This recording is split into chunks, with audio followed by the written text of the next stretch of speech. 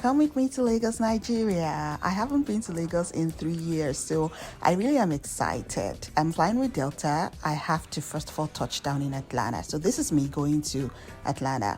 It was still early in the morning, it was like 6 a.m., so no much footages from my flight to Atlanta.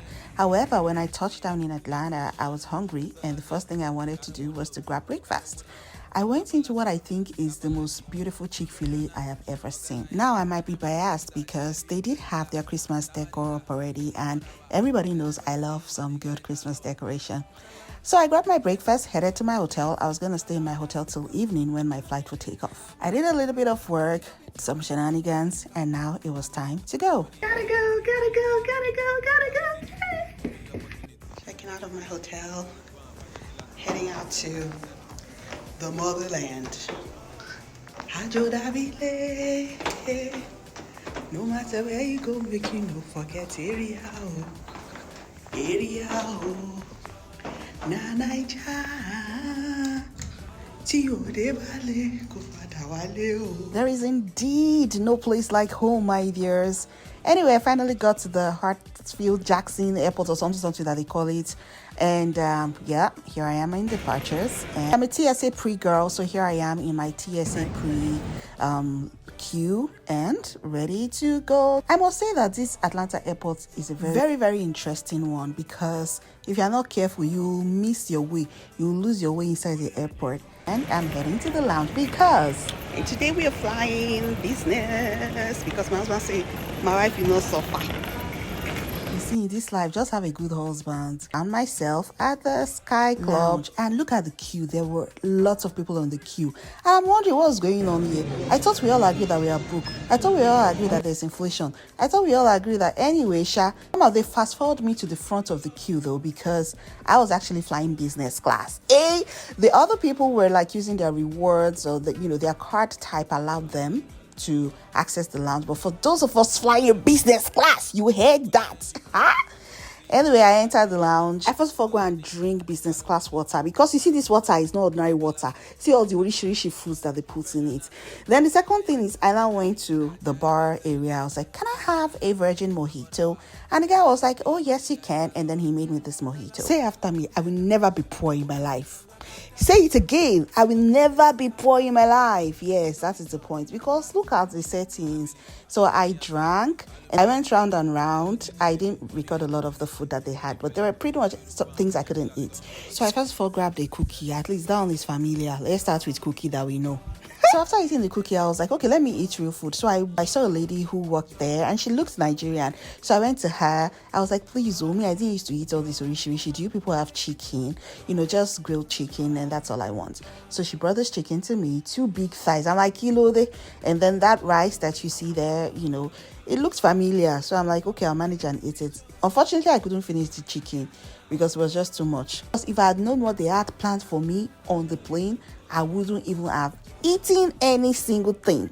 So here I am about to board, and I would say that the airline staff here were so hilarious. They know our people, they know what to say to us, they know our behavior. So they tried in the most polite way to get us ready for the flight and to be organized. So once again, once you get on board, please take your seats as quickly as possible so we can get out of here. Thank you so much. This is where I want to say God bless all our grandparents who leave the comfort of their homes in Nigeria to just come be with us and then have to go through this travel stress. God bless them all.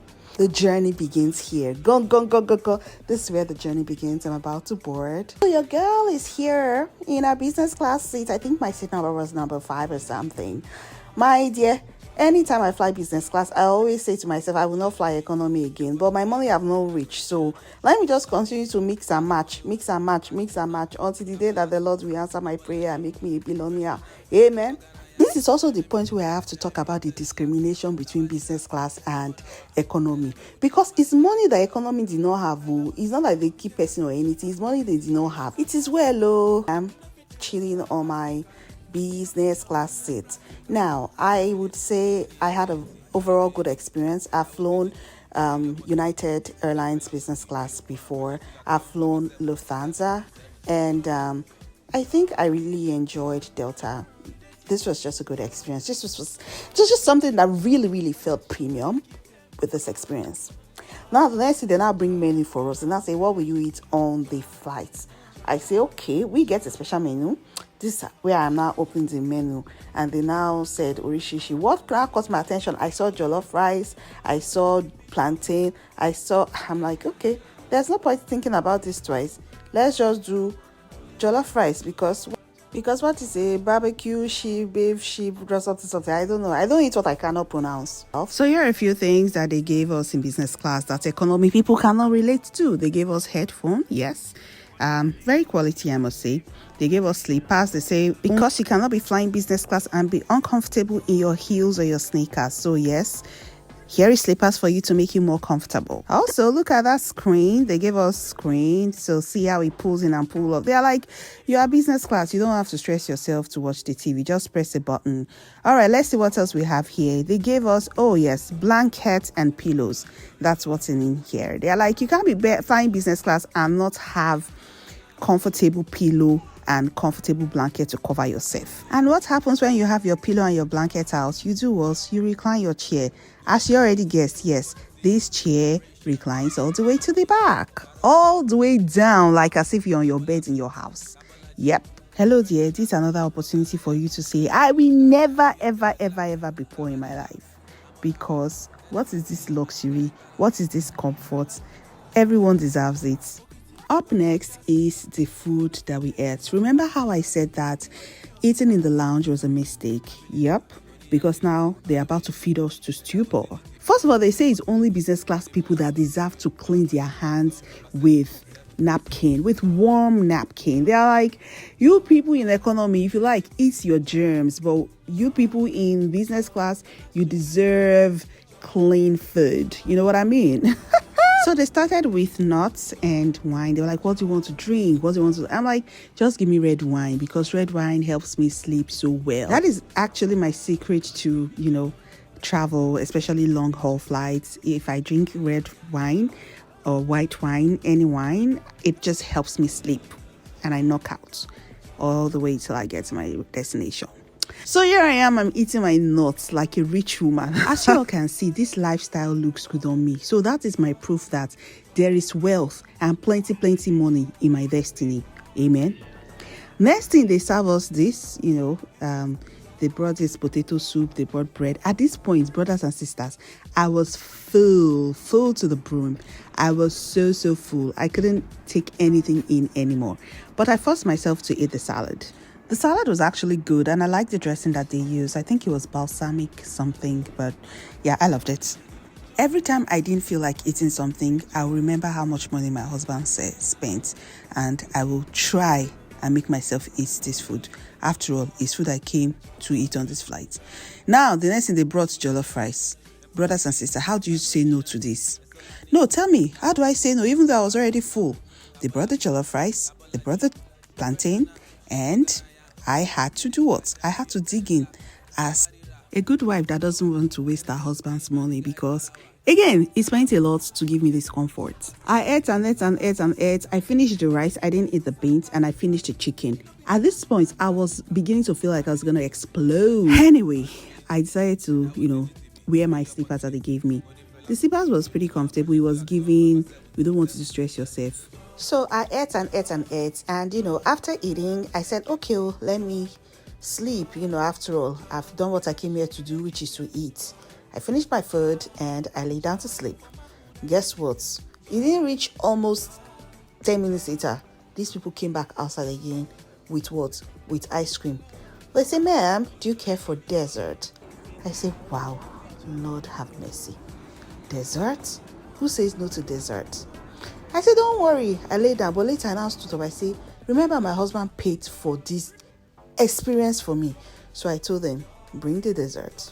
Again, as a good wife, I ate the dessert. But after eating the desserts, see me, I was gasping for breath. I was fed to stupor. I was over full. And so at this point, I was like, it's okay. It's okay. I think after eating so much food, this was how I was feeling. My God, are you hearing? I think you are hearing. I think you're hearing the crowd now. The crowd is a lot. Many people is shouting. In other words, I was exhausted. I was so full and it was time to actually go sleep. A few hours before we landed, they were like, hey, do you want to drink anything? And I'm like, just bring me green tea. So I took some tea. I took it with cream and sugar, and then, that was just to help me feel better after eating so much. Mind you, in between all of this, I already slept for like 6 hours on the flight. It was pretty comfortable. And finally, we touched down. We touched down in the motherland. It was so emotional.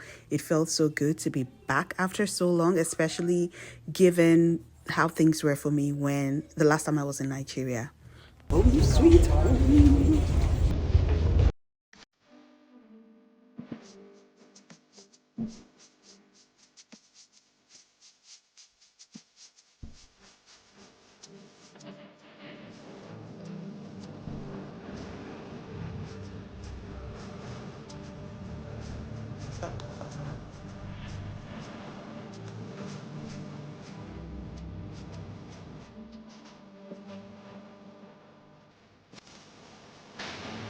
I must say that I'm very impressed by this facelift they've given to the airport, especially on the arrival wing.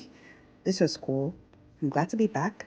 I hope you enjoyed this. I can't wait to share everything that I was up to while I was in Nigeria.